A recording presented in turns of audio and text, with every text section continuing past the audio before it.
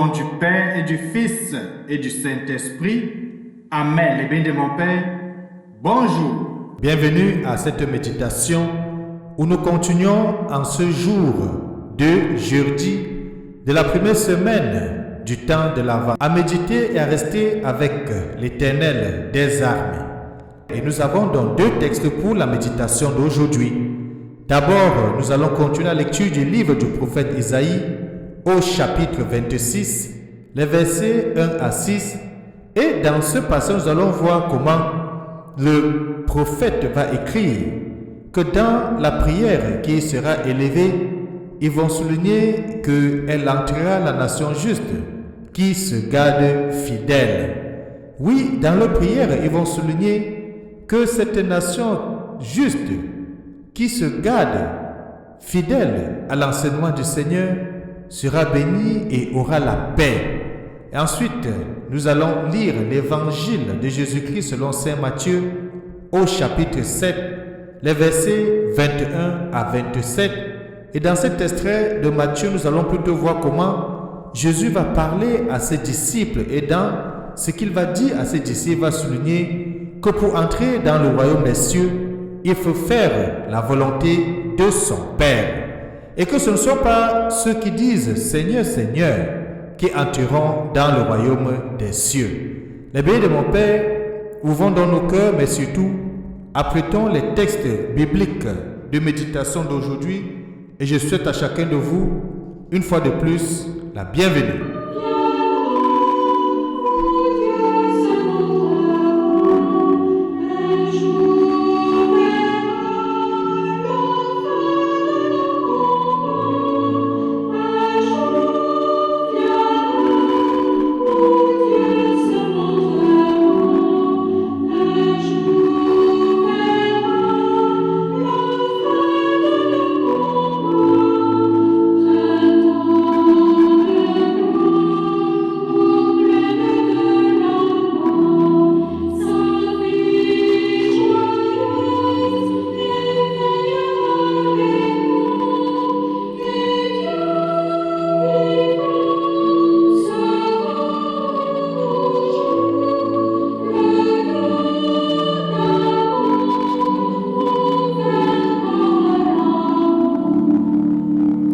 Un jour viendra où Dieu se révélera. Les bénis de mon Père, tournons-nous vers ce Dieu qui se révèle et se montre à l'homme et prions.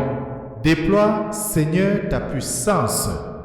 Soutiens-nous de ta force, afin que le salut retardé par nos fautes soit hâté par l'indulgence de ta grâce. Par Jésus-Christ, ton Fils bien-aimé, lui qui vit et règne avec toi dans l'unité du Saint-Esprit, Dieu maintenant et pour des siècles des siècles. Amen. Je vous invite donc, les bénis de mon Père, chacun à ouvrir sa Bible au texte du livre du prophète Isaïe, de lire dans le chapitre 26, les versets 1 à 6. Bonne lecture.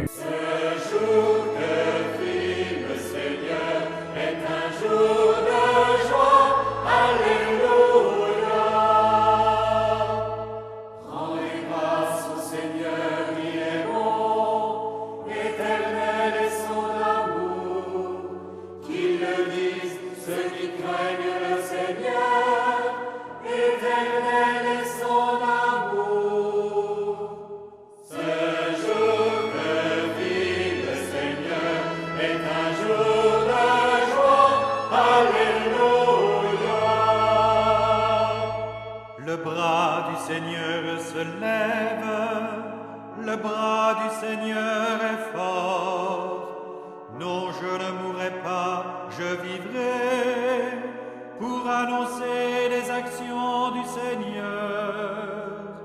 Ce jour que vit le Seigneur est un jour de joie. Alléluia.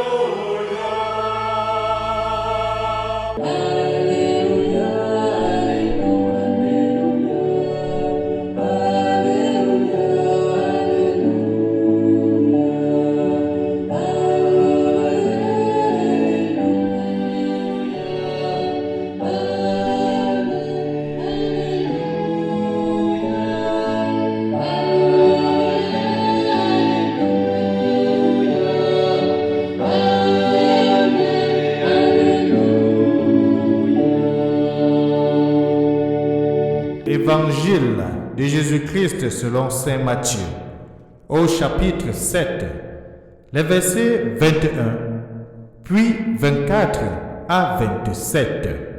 En ce temps-là, Jésus disait à ses disciples, « Ce n'est pas en me disant, Seigneur, Seigneur, qu'on entrera dans le royaume des cieux, mais c'est en faisant la volonté de mon Père qui est aux cieux. Ainsi, celui qui entend les paroles que je dis là et les met en pratique est comparable à un homme prévoyant qui a construit sa maison sur le roc. La pluie est tombée, les torrents ont dévalé, les vents ont soufflé et se sont abattus sur cette maison. La maison ne s'est pas écroulée car elle était fondée sur le roc. Et celui qui entend de moi ces paroles sans les mettre en pratique est comparable à un homme insensé qui a construit sa maison sur le sable. La pluie est tombée, les torrents ont dévalé, les vents ont soufflé, ils sont venus battre cette maison. La maison s'est écroulée et son écroulement a été complet. Acclamons la parole de Dieu. Louange à toi, Seigneur Jésus-Christ. Pour entrer dans le royaume des cieux, il faut faire la volonté de mon Père.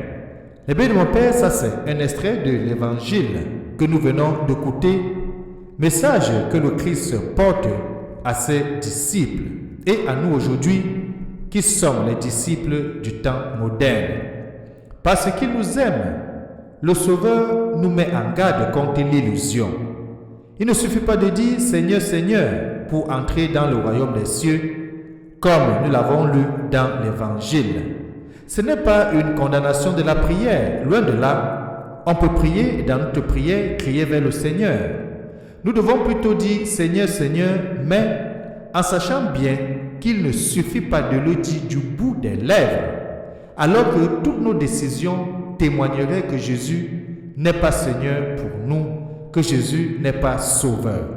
En d'autres termes, mon Père, notre Seigneur nous appelle à l'authenticité de notre langage, à l'authenticité de nos paroles.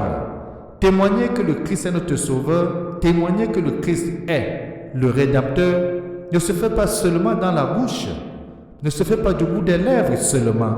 Oui, déjà, si nous confessons par notre propre bouche que Jésus-Christ est Seigneur et Sauveur, comme va nous dire Saint Paul, nous serons sauvés. Mais au-delà de confesser avec la simple bouche, il suffit de poser des actes, d'agir et de montrer par notre témoignage de vie que nous sommes des disciples de Christ et qu'il est véritablement présent dans notre vie. C'est ce que Saint Jacques va dire plus loin, que la foi sans des œuvres est une foi morte. La foi qui n'est pas agissante est une foi vaine.